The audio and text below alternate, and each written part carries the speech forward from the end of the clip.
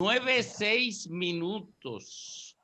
9:06 aquí en el rumbo de la mañana, donde tenemos hoy el gran placer de recibir a un profesional y un hombre que ha forjado su imagen sobre la base de la empatía y el uso apropiado del conocimiento.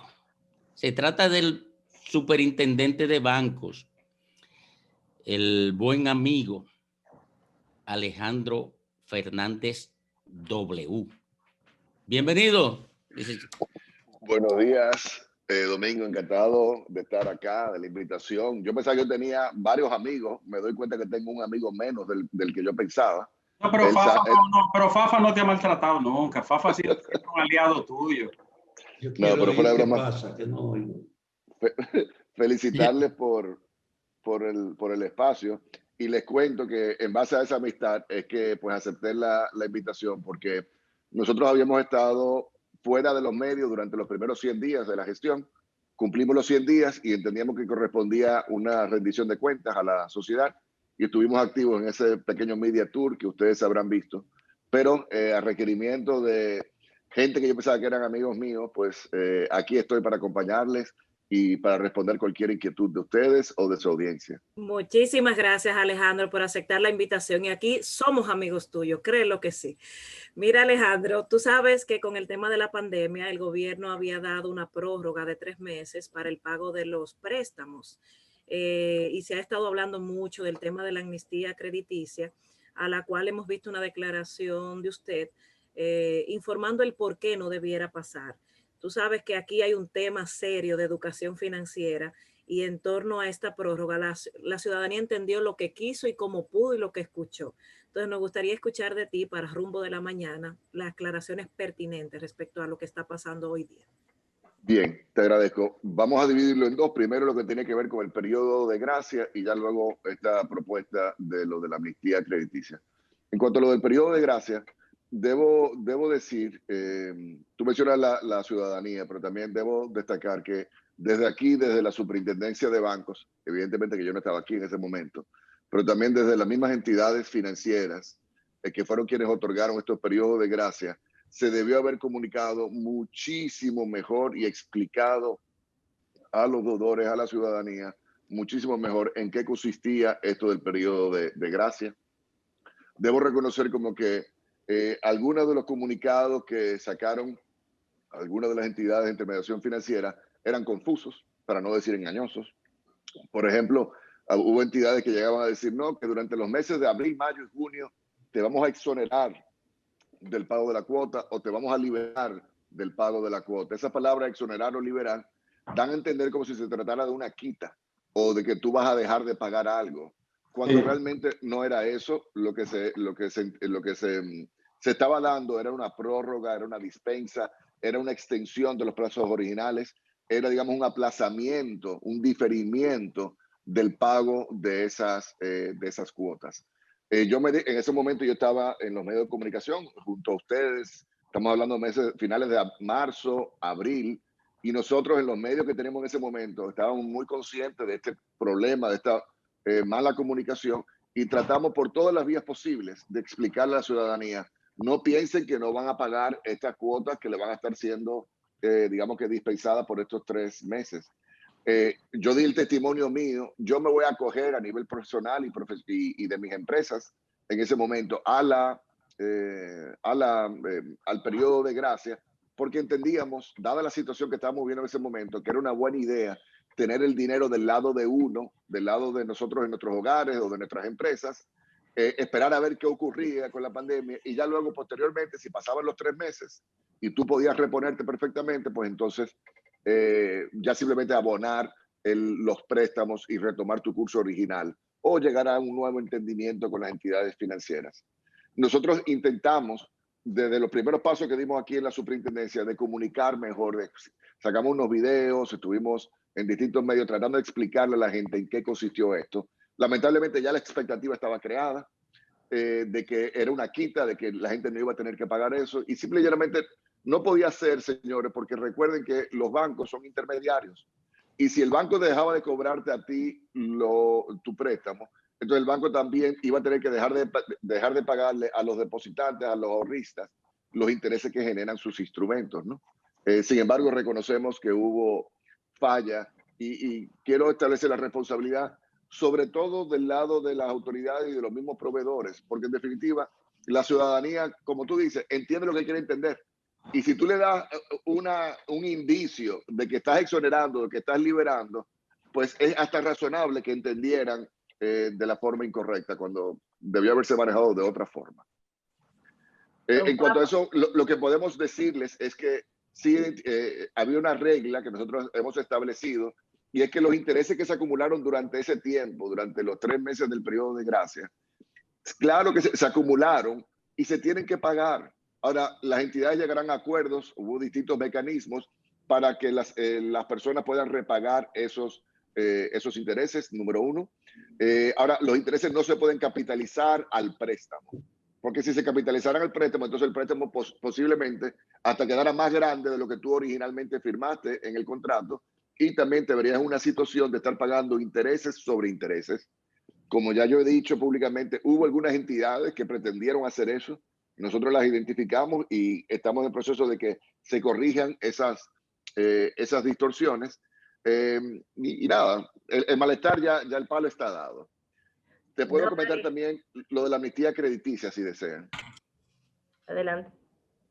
Bien, en torno a lo de la amnistía crediticia, habría que entender un poco mejor cuál era la propuesta específica que estaba motivando un senador de la República, creo que el senador por el Seibo.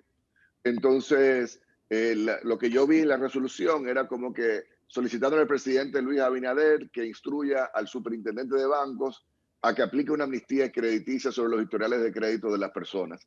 Algo bastante descabellado, totalmente fuera del marco legal que existe en nuestro país.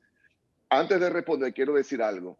Aquí la persona que más ha abogado por lo que se llama el derecho al olvido es un servidor. Desde antes, de forma reiteradas, escribí y hablé sobre la importancia de que en nuestro país exista el derecho al olvido.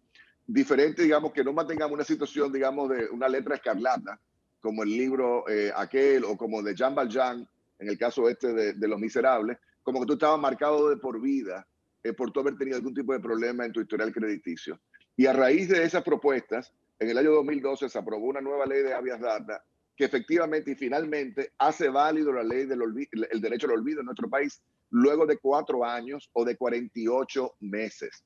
Se debe excluir cualquier tipo de información negativa de tus historiales de crédito. Pero señores, luego de 4 años. En Estados Unidos, para que sepan, son 7 años, digamos, el periodo que, digamos, la consecuencia, como quien dice, que uno debe pagar por no haber tenido un manejo adecuado. Entonces, fíjense, si fuéramos a aplicar una amnistía crediticia y yo borrarle el historial de crédito a las personas durante los 3 meses de la pandemia, se estaría cometiendo una gran injusticia en 2 frentes. En primer lugar, de los 2 millones de deudores que existen en nuestro país, 2 millones de deudores únicos que tienen acceso al crédito bancario formal en la República Dominicana, ciertamente 300,000 no han podido, digamos, que estar totalmente al día en el pago de sus obligaciones. Ok, unos 300,000, pero hay 1.700.000 que sí lo han hecho. Entonces, si yo fuera a aplicar esa amnistía crediticia a borrar los historiales, no puedo solamente borrar los historiales de los que no pagaron, también voy a tener que borrarle el historial a los que sí pagaron, que fueron la gran mayoría, fueron más de 1.700.000. Y eso no fuera justo ni fuera correcto, porque esas personas sí hicieron un esfuerzo, un sacrificio para mantenerse al día en honrar sus compromisos bancarios. Y ese récord, ese historial de crédito, señores, es dinero.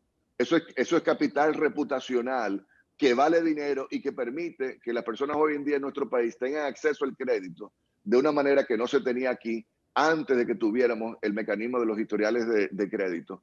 El otro elemento también es que una medida de esa naturaleza, digo que es injusta porque debemos recordar, yo soy superintendente de bancos y de todos los usuarios financieros de nuestro país, pero usuarios financieros no son solamente los que deben. Usuarios financieros también son los ahorristas, los depositantes, que si tenemos 2 millones de deudores, sepan que tenemos más de 3 millones de depositantes en nuestro país.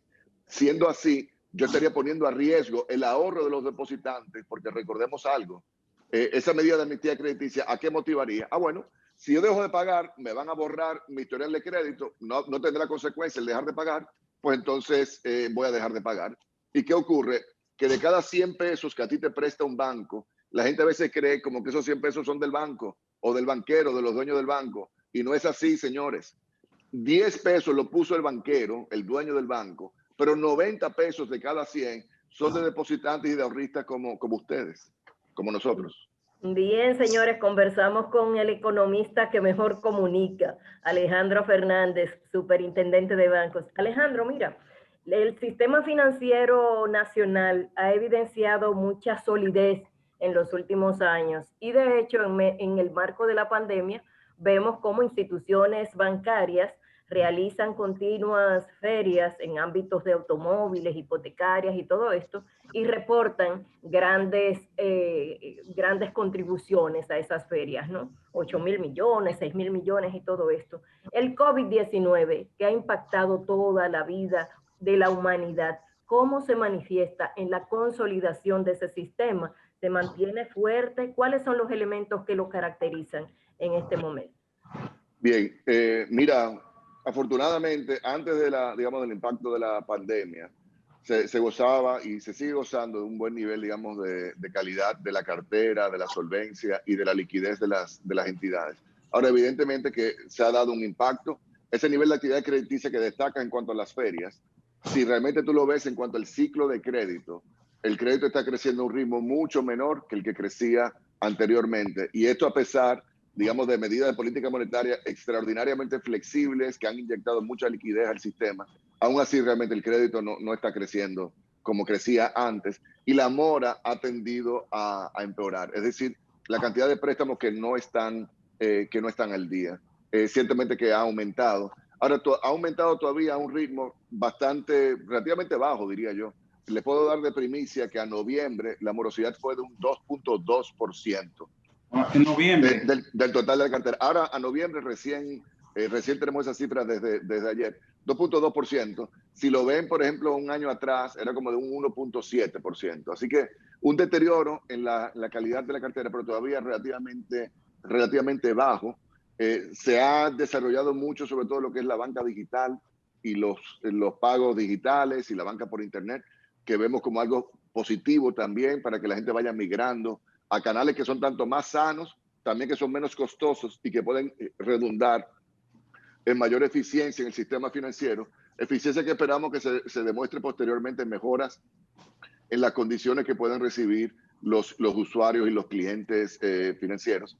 Pero acá en la superintendencia, dentro de nuestra gestión, yo identifico 3 grandes metas. Una de ellas es como si fuera el capitán de un barco, y es básicamente un barco que es el del ahorro y el crédito nacional, que está en medio de la tormenta más perfecta que hemos vivido en los últimos 100 años, señores, en materia económica y sanitaria. Y el reto que yo le digo acá a nuestro equipo en la superintendencia es, tenemos que llevar y asegurarnos que ese barco se mantenga en puerto seguro para que cuando ya baje la marea podamos volver a salir a la mar, el crecimiento y el dinamismo del país, que la banca le pueda acompañar en ese momento. Pero de nada nos sirve que además de una crisis económica, de una crisis sanitaria, también tuviéramos, por ejemplo, una crisis en el sistema de pagos o una crisis bancaria. Eso fuera lo peor que le pudiese ocurrir al país. El segundo elemento tiene que ver con la protección al usuario. Yo hablo aquí, digamos, como si fuera de los emojis, de los brazos fuertes o de una cara feliz, sonriente, porque nos identificamos no como una superintendencia de bancos, sí lo somos, pero somos una superintendencia de bancos para los usuarios financieros. Por eso ustedes habrán visto a nivel de las redes sociales y de los medios que estamos trabajando muy agresivamente a favor de los usuarios financieros. Tenemos ya una identidad propia para ProUsuario. El modelo que yo tengo para ProUsuario es que superemos el conocimiento, el top of mind que tiene ProConsumidor en estos momentos, que bien ganado lo ha logrado ProConsumidor a través de los años. Y tenemos redes sociales solamente de ProUsuario RD, una página web solamente de esa plataforma, porque creo que antes, aunque tenemos el mandato por ley, no se valoraba tanto lo que es el trabajo de ProUsuario como lo estamos haciendo nosotros. Invito a su audiencia a que visite prousuario.gov.do. Y ya el tercer elemento tiene que ver con temas de fortalecimiento institucional. Yo me siento que el ciudadano, el contribuyente, la sociedad dominicana le va perdiendo fe a las instancias del Estado dominicano. Y creo que parte de la apuesta, de la confianza que se ha depositado en el gobierno del presidente Abinader, y que yo lo he asumido como un mandato para nosotros acá en la superintendencia, es de darle a la ciudadanía, darle a la sociedad, más allá de lo que es asegurar la estabilidad del sistema financiero, que es nuestra tarea principal, también servicios y un valor agregado y una educación y un acompañamiento en materia financiera que nunca antes en la historia de la institución se le había dado a la sociedad dominicana. Entonces, lo asumimos con mucho entusiasmo para que la gente sepa, pero mira, a ese pendejo le pagan $1 millón de pesos. Pero lo cierto es que los otros pendejos también se lo habían pagado y sin embargo la gente no se siente que recibió el mismo valor o las mismas atenciones que nosotros en nuestra gestión estamos tratando de llevarle a todos los contribuyentes. Alejandro, yo podría entender tu imagen de un barco en medio de una situación turbulenta, cómo tú mantener el equilibrio para cuando se tranquiliza el mar. Pero hay un hecho. Según la CEPAL, la República Dominicana solo es superada por Brasil en el incremento de su deuda interna, 14.7, 14.1 con relación al Producto Bruto Interno. Y es, junto con Paraguay, Uruguay y Nicaragua, los 4 países de América donde ese crecimiento crea una perturbación. ¿Cómo tú ves ese hecho de que nuestro ha crecido en un 70% el endeudamiento interno con relación al Producto Bruto Interno? Bien, don Fafa. Mira, ciertamente que es algo que es preocupante, sobre todo este ritmo, esta magnitud del crecimiento es algo que claro que nos preocupa. Aquí el tema es, don Fafa, el lema que es de que nadie está obligado a lo imposible. Entonces, fíjese algo. El gobierno, el Estado, tiene compromiso con la sociedad dominicana para las distintas iniciativas y programas sociales que se están ejecutando en materia social y también en materia sanitaria. Como usted sabe, eso cuesta mucho, decenas de miles de millones de pesos, por encima de lo que se había contemplado originalmente en el presupuesto. Ahora, con ese gasto que sabemos que lo tenemos que hacer, ¿cómo financiarlo? Lo ideal habría sido financiarlo digamos, con impuestos, con recaudaciones propias de la generación de riqueza en el país. Lo que ocurre, don Fafa, es que habría que volver al año 65, cuando usted cayó preso, para ver el nivel de contracción económica que nosotros hemos estado viviendo en este año 2020.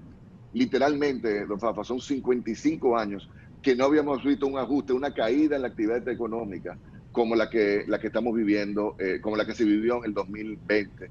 Fruto de eso, entonces, ¿qué ocurre? Que se han caído las recaudaciones.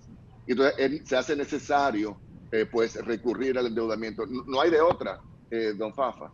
Ahora, si vemos cómo el mercado nos sigue percibiendo, a pesar de ese aumento digamos, en el nivel de endeudamiento, a pesar de ese aumento, y cuando ven el programa, cuando ven nuestra política, cuando ven nuestras proyecciones, y uno valora, digamos, lo que es el riesgo país, o es decir, la tasa de interés por encima de la tasa que los inversionistas le exigen al Tesoro de los Estados Unidos, nuestro riesgo país ha venido bajando de manera notable en los últimos meses.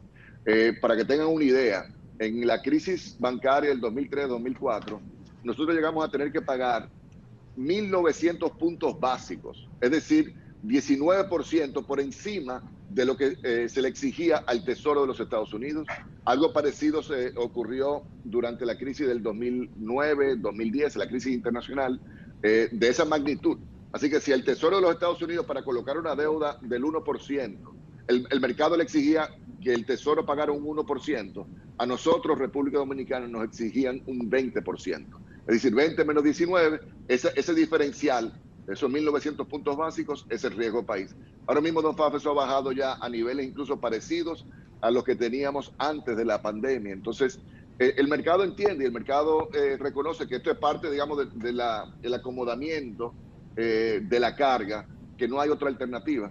Y debo decir, don Fafa, está también en ese informe que muchos otros países, la generalidad de los países, han experimentado el mismo nivel de aumento. Lo ideal hubiese sido, don Fafa, de que en años de vacas gordas, porque la Biblia lo dice, vacas flacas y vacas gordas, que en años de vacas gordas hubiésemos acumulado, digamos, mejores reservas, clavitos, ahorros a nivel, digamos, de un fondo soberano, que ahora cuando viniera la vaca flaca, porque efectivamente estas son las reales vacas flacas, hubiésemos podido recurrir a ese clavito o a ese ahorro acumulado. No lo tenemos y tenemos que recurrir al endeudamiento. No hay de otra, don Pablo. Pero hay un aspecto, con perdón de mis compañeros.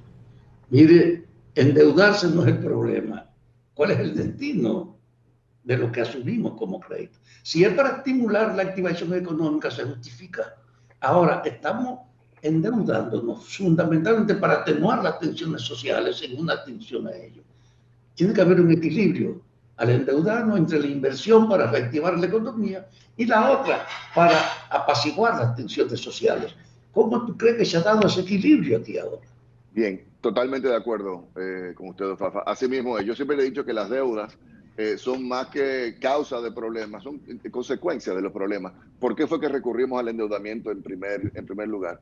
Y sí, es verdad, una parte muy importante de los recursos que se han invertido durante estos meses han sido básicamente de solidaridad, de apoyo, de supervivencia para segmentos muy importantes de la población. Afortunadamente, lo que sí hemos visto también, que fruto, digamos, quizás de que por más traumático y costoso y francamente angustiante que fue el proceso político recientemente pasado, ya pasamos ese capítulo. Creo que hay una nueva visión, hay aires frescos, hay mucha mayor energía y esperanza en este proceso de cambio que estamos viviendo. Y se está viendo mejoría. Esa mejora que yo le doy a usted a nivel de los inversionistas internacionales es porque están viendo con buenos ojos de que habrá una sostenibilidad, de que, bueno, están haciendo estos ajustes ahora y tienen las expectativas, y así la tengo yo también, de que podremos recuperar el crecimiento a futuro. Pero ocurre algo, señores. El sector turismo todavía está a una fracción de su potencial o de su capacidad, ¿no? Entonces va a ser muy difícil realmente uno motivar o prender de nuevo la economía de nuestro país hasta que no tengamos unas mejoras en el sector turismo.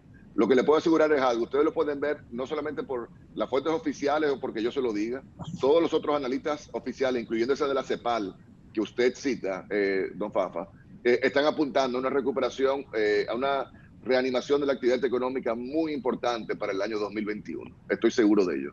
Alejandro, perdóname, Domingo, una pregunta muy breve para un poquito salir del presente.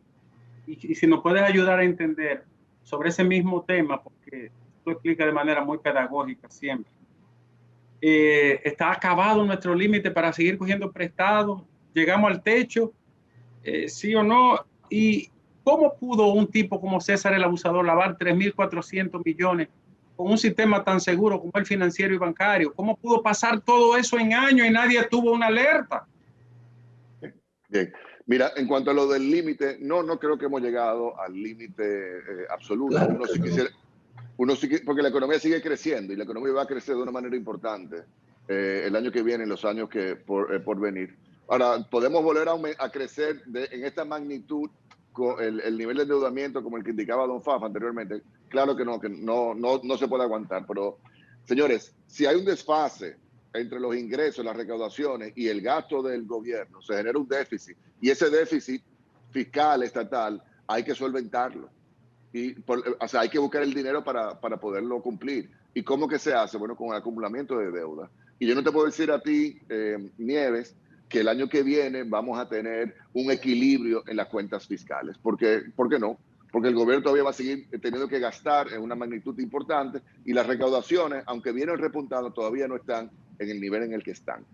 En cuanto a tu segunda pregunta, te voy a decir algo. Nosotros tenemos 6 ejes acá en la gestión, en nuestra administración, en la superintendencia de bancos. El sexto tiene que ver con la integridad del sistema financiero. Y yo nunca pensé, y mira, ese eje lo tenemos identificado desde hace un año que habíamos estado trabajando en el gabinete presidencial del entonces candidato Luis Abinader. Lo teníamos claramente identificado y queríamos trabajar para fortalecer el cumplimiento de todas las medidas de prevención de lavado, de la idoneidad de quienes son accionistas y banqueros en nuestro país, del cumplimiento de la ley, de las leyes internacionales, etcétera. Ahora, uno se encuentra con esta situación que ustedes han visto en las últimas semanas, no solamente por César el Abusador, sino también en algunas instancias vinculadas a estos casos de corrupción que ha estado siguiendo el PEPCA. También lo habíamos visto anteriormente cuando la situación de Odebrecht, y, bueno, Odebrecht 1.0, cuando se destapó aquello en finales del 2016-2017. A mí, evidentemente, que me parece vergonzoso, me parece inexplicable, me parece nada, que me da vergüenza ajena, que no sé cómo responderte, Nieves. Ahora, hay que entender que esto no es solamente, hay que entender todo el sistema, el entramado que hay en torno a la prevención del lavado de activos en nuestro país y el rol que tienen que jugar cada una de las instancias de este sistema, porque en efecto es un sistema. En materia financiera, la responsabilidad que tienen los bancos es, bueno, si Fede se me apareció aquí con $100,000 en efectivo, yo puedo decidir sí o no se lo recibo, pero lo que yo sí tengo la obligación bajo ley es de yo notificarlo a la unidad de análisis financiero, que es una dirección general que responde al Ministerio de Hacienda. Ese es el rol fundamental del banco. Ya del lado de la superintendencia de bancos, nosotros tenemos que ir, y lo hacemos periódicamente, conforme a un plan de inspección, de supervisión, y ver si los bancos tienen políticas bien establecidas, si se están haciendo ese tipo de controles y de monitoreos, si se están dando las alertas que corresponde que se den. Ahora, si ya el mensaje que no llega a la superintendencia de bancos, sino que llega, digamos, lo que se llama ROS o reporte de operaciones sospechosas, eso es donde se envía es a la dirección esta de la unidad de análisis financiero. Ellos tienen que ir monitoreando, recopilando todas las informaciones, ¿verdad? Desde esa unidad y ver si aquí hay, oye, Nieve está haciendo esto tipo pitufeo o de una manera consistente, o esto no va de la mano realmente los niveles de ingresos de Nieve. Aquí puede haber algo que puede ser de interés para la Procuraduría General de la República para que ella actúe. Perdóname, pero el tipo lo lavó en la nariz de todo el sistema. Es así. ¿Lo lavó? Es así.